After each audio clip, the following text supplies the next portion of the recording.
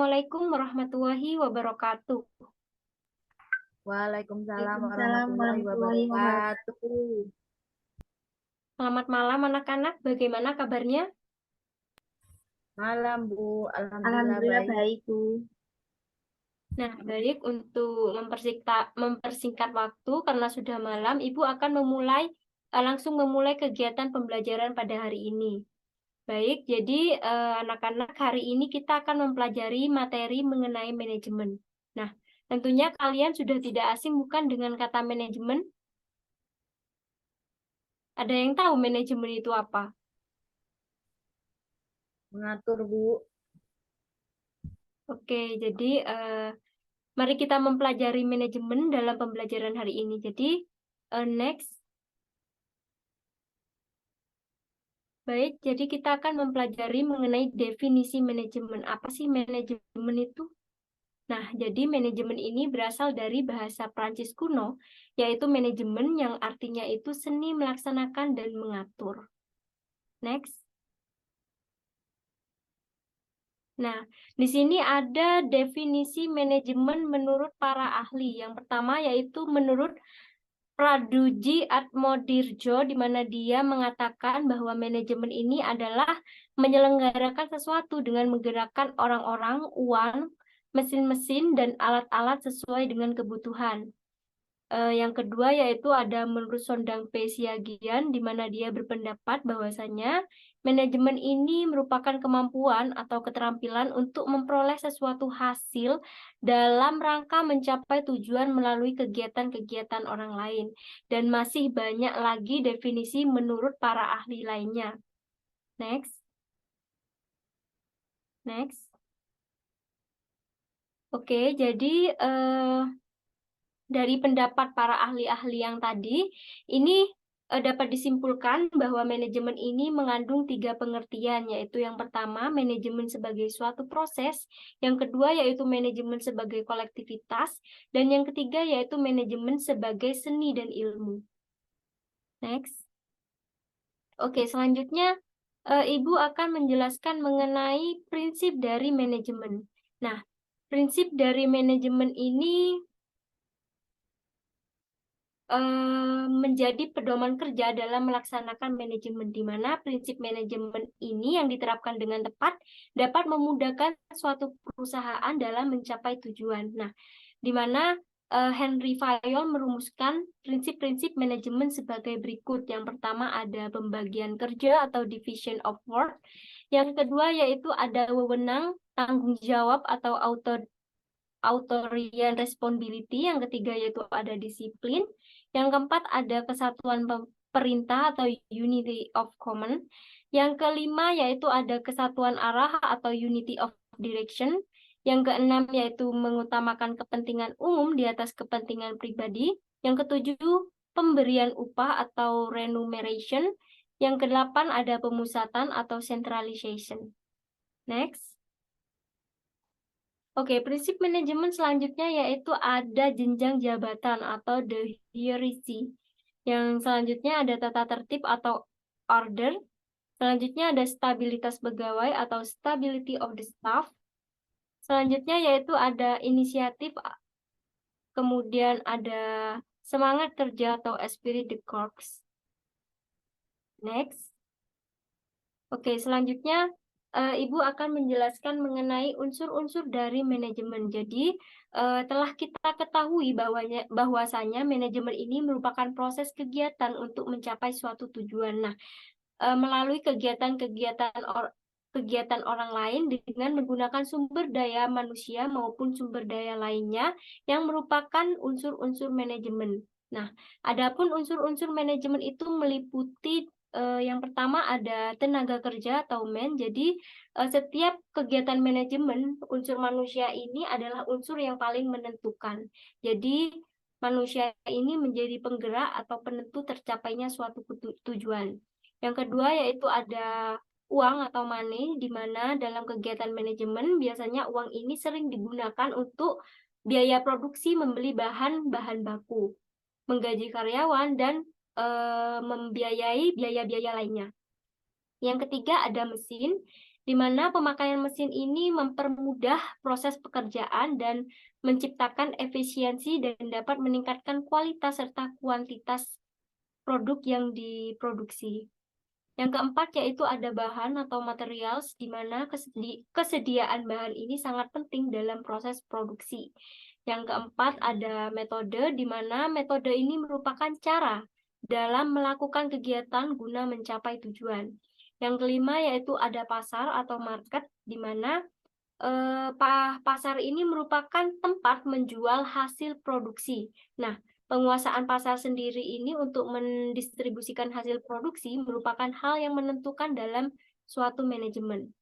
Next. Oke, yang keempat ada fungsi dari manajemen. Nah, dalam proses pelaksanaannya, biasanya manajemen ini mempunyai beberapa tugas dan kegiatan yang harus dilaksanakan dalam mencapai tujuannya. Nah, tugas-tugas ini disebut dengan fungsi manajemen yang saling terkait, terpadu, dan terkontrol. Nah, next. Berikut fungsi manajemen menurut para ahli. Nah, di sini ada menurut Henry Fayol, di mana dia berpendapat bahwasanya fungsi manajemen ini ada 5, perencanaan, pengorganisasian,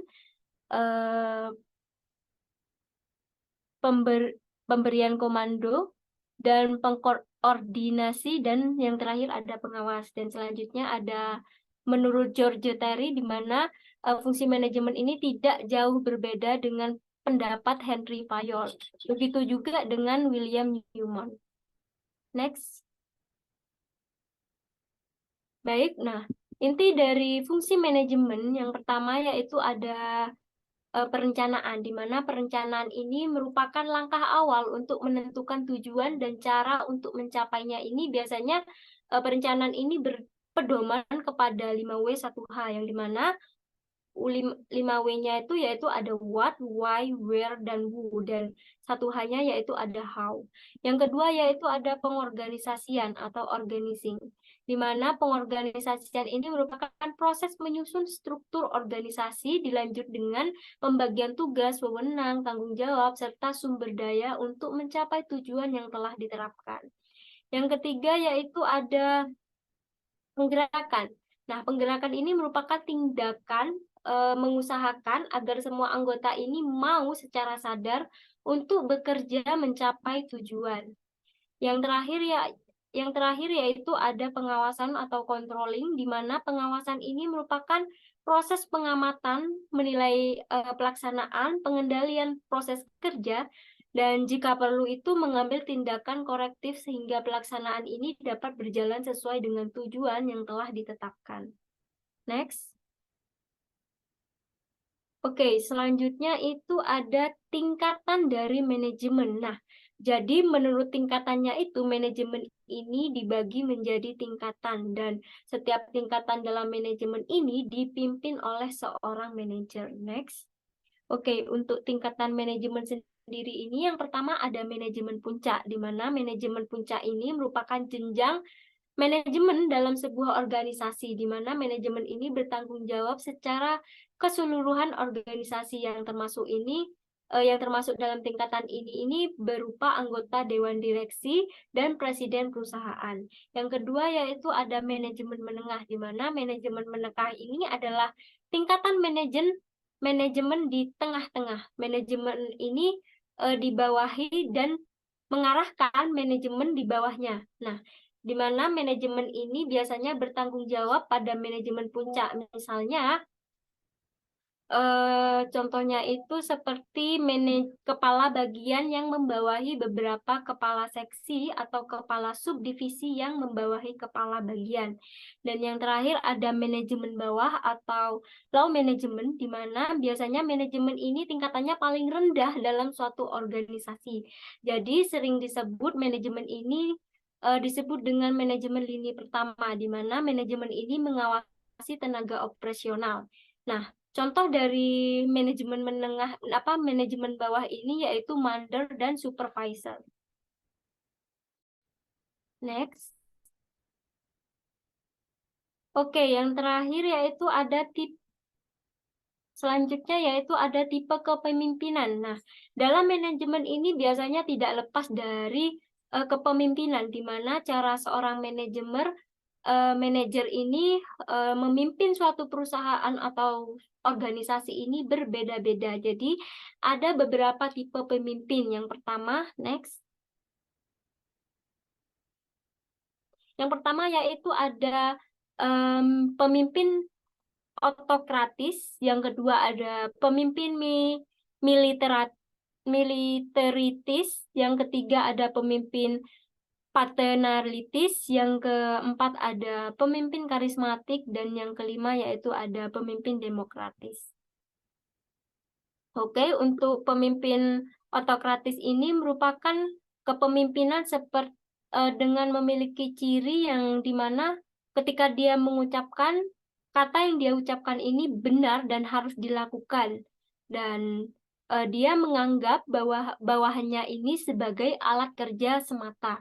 Sedangkan untuk pemimpin militaritis, di mana dia memiliki model kepemimpinan dengan ciri dia menggerakkan bawahannya dengan cara memerintah, dan dia bertanggung jawab atas pangkat atau jabatan yang dia miliki.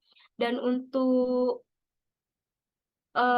pemimpin paternalitis ini merupakan model pemimpin yang memiliki ciri dia terlalu melindungi bawahan, di mana hampir tidak pernah memberi kesempatan pada bawahan untuk mengambil keputusan, sehingga bawahan ini atau karyawan itu memiliki rasa aman karena dilindungi oleh pemimpin. Yang keempat yaitu pemimpin karismatik, di mana model kepemimpinan ini memiliki ciri dia memiliki daya tarik yang begitu besar, di mana dia bersedia menerima saran dan kritik dari siapapun. Dan yang terakhir yaitu ada pemimpin model demokratis, di mana pemimpin ini biasanya memiliki ciri dia memberikan kebebasan pada bawahan untuk berpendapat dan mengembangkan diri. Dia selalu mengutamakan kerjasama dalam mencapai tujuan. Oke. Next. Baik, anak-anak, sekian materi pembelajaran pada malam hari ini. Untuk kelanjutan dari materi ini, Ibu sudah menyiapkan tugas yang sudah Ibu up di Google Drive. Untuk selanjutnya, kalian bisa mengunduh tugas tersebut dan tugasnya bisa dikumpulkan 3 hari setelah pembelajaran ini. Jadi, sekian pembelajaran pada malam hari ini, kurang lebihnya Ibu mohon maaf. Wabillahi taufiq wal hidayah. Wassalamualaikum warahmatullahi wabarakatuh.